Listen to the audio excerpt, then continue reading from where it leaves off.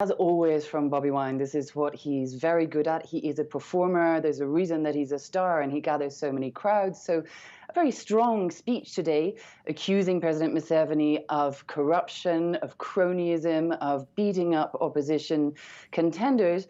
But as you say, there is very little policy content to speak of yet. And this is where his critics have always accused him of lacking experience. And this is what's always let him down. For instance, in a media interview not that long ago, he was asked about his fiscal policy, and he really struggled to answer that. So policy is what people are really waiting for. But what he did unveil today was what he calls a revolutionary movement of mobilizers that he says are going to go all around the country to where President Museveni traditionally has his base. That's out in the country, out in the villages, and he's going to build a base there in the run-up to the beginning of the campaign in a year's time. But as for policy, we're really waiting to see what people power policy really is.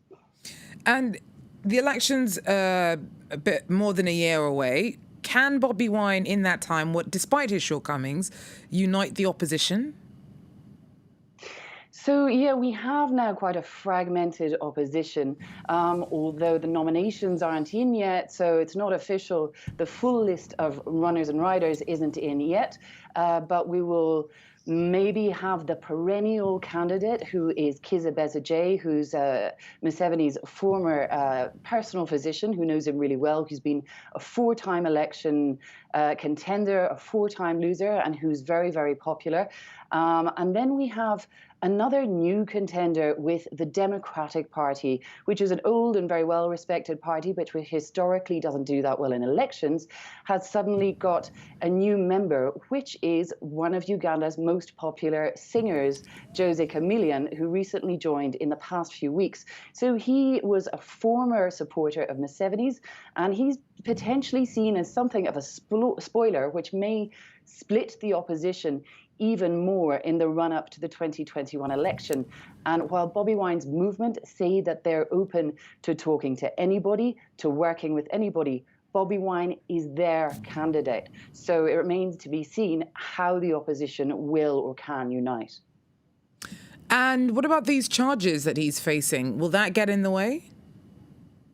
Yes, there have been various charges against him. I mean, the strongest one is one of treason, which was taken against him during a by-election last year when he and his supporters were accused of throwing stones at President Museveni's car, and then subsequently were said to have, they were accused of having arms in their hotel room. Now, that was said to have been planted and fabricated. Bobi Wine says this was fabricated by the Ugandan police to get him out of this race. And so that treason charge still stands against him.